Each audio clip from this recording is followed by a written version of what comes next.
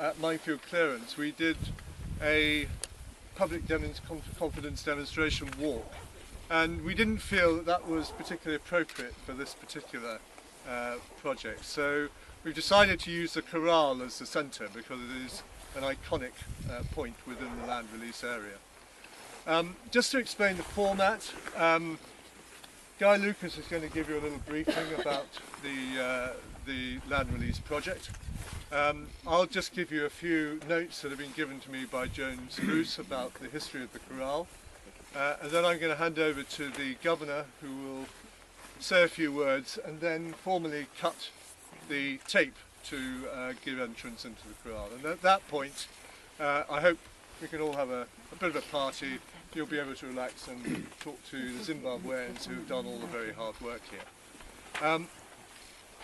After the opening today, there will be a period when the land won't be open for use, purely because there is some paperwork stuff that has to be done, sent back to London and then resent back out here again, and you will all be informed by FIG as and when that process is all complete. The last thing I want to say is that this area, having been cleared for 3 months by BACTEC, was probably going to be one of the lowest residual risk areas anywhere on the Falklands. So you can at least be happy in that very safe knowledge. So with that, I'll hand over to Guy, and he'll give you a little brief about the land release area. Governor, MLAs, ladies and gentlemen, it gives me great pleasure to be able to explain what we've been doing for the last 3 months. You've probably seen us around town, wondering what on earth we were doing. We were hiding on Stanley Common. What we've been doing is actually conducting a land release program. And what we've done is processed all the land in green here. We've processed that now, and therefore it is ordnance free. You'll notice in this area there are some minefields. These red blobs are actually minefields, so there are 4 minefields within the area. So for safety, what we've done is actually gone round the perimeter, the outside perimeter of the minefields with a mechanical flail. We've beaten the ground down to a certain depth to make sure no mines were actually laid outside the minefields or had actually migrated with the weather. Where we've flailed the land outside the minefields, we've erected another fence. So again, there's a complete safety barrier around each of the 4 minefields. So hence you'll see on these we've got the red areas, and they are all fenced with minefield signs on them. As we go through the area, we carried out the battle area clearance. Excuse me. We found 79 items of ordnance over the whole area, which is a very low level of contamination. But what we have done in the process is investigated all the metal targets. So one thing which is apparent is a number of fences have been put up over the years. Massive wire. I think when every fence was built, and every new fence was built, the old fences were left there. The instruments we used locate bits of metal. So every time we came across a piece of metal, it could have been an item of ordnance or a piece of wire. So we've actually done a very good job on removing the wire fences. But basically the idea was that at the end of the day we would clear, the contract required us to clear just over 2 million square metres of ground. A fairly big chunk. Because of the weather has been favourable, and because of the Zim teams have worked exceptionally hard, we've managed to clear 3.7 million. So it's about 30% more than was expected. Which means in effect you've got from the road up at the top there where you all came down, right down to the coast is available. You've got access to Mile Pond and Round Pond. However, and the big however on this, is there are 2 suspect areas which remain in the middle of the area. They have been fenced off. We believe there could be, we know there are mines in one of the areas, but we don't know about the second area. So for everyone's safety, and as part of the land release project, we've actually fenced that complete area. So there's a large chunk, as you see in the green, which will be released in due course. But the main thing is that there are 3.5 million square metres of land which is going to be available. We've actually put a fence through the end of Mile Pond, again, so if anyone chooses to swim or do anything there, that hopefully they will not be able to get out into the dangerous area. There's a path round the eastern end of Mile Pond as well, so you can actually access through there down to the beach. And again, to prevent people going into the towards Eliza Cove, the fence has been extended down to the coast. So as long as you observe the signs, rectangular signs and triangular signs there, which clearly state where the danger areas are, as long as you adhere to those, there's no reason why you shouldn't enjoy this completely. The Zims have worked extremely hard, and what we hope is that everyone will take advantage of the area being opened up. The dog walkers, the walkers and the horse riders, hopefully everyone will enjoy this.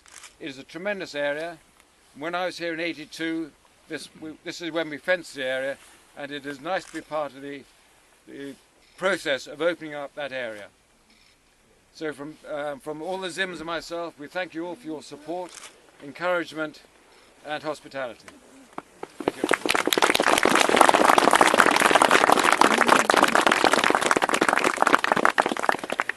I'm just going to quickly read out some notes that Joan Spruce has very kindly given to me about the corral. Built between 1842 and 48 by Jacob Goss, who was a stonemason related to the Goss China manufacturers in UK. Jacob also built the Eagle Inn, known as Marmont Row, Ship Hotel, Upland Goose Hotel, and then Marmont Row again, for both himself and his family. Governor Moody was the one who ordered the building of the corral, part of the government farm then, for containing sheep or cattle or horses. It was used for the cattle from that were driven from Lafonia to Stanley for fresh beef for the settlers in Stanley. Built on the boundary of government land and that leased to the Browning family, and became at one point dilapidated with Browning's sheep trying to escape it. So he enlisted the help of his family to rebuild it, and it certainly stood the test of time. A popular place for picnics and barbecues prior to 1982.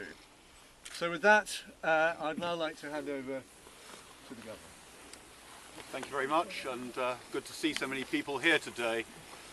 It's been a remarkable achievement, this particular project. The fact that the team has managed to free almost 3 times as much space as they were contracted to do shows, first of all, what an amazingly hard amount of work they did, also what a good summer we've had, which in contrast to the last time that they were here.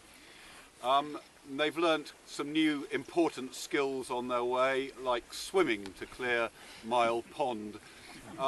It has been a heroic effort, and could I ask everybody to join with me in a round of applause to Philemon David and the Zimbabwean demining team.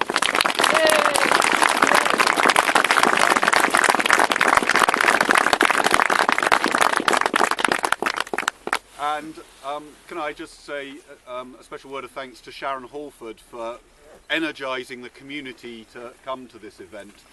It's good that so many people have turned out. It's good that this is an area that was once a site for barbecues, picnics and so on, and can soon be a site for those events to continue. Not a barbecue today because the whole place would go up in flames, but at least a picnic. So if I can then do the most important bit, which I suppose is right after Governor Moody ordered this place to be built 170 years ago today, it's probably fair that if there are any scissors, it's funny how it's the detail that lets you down.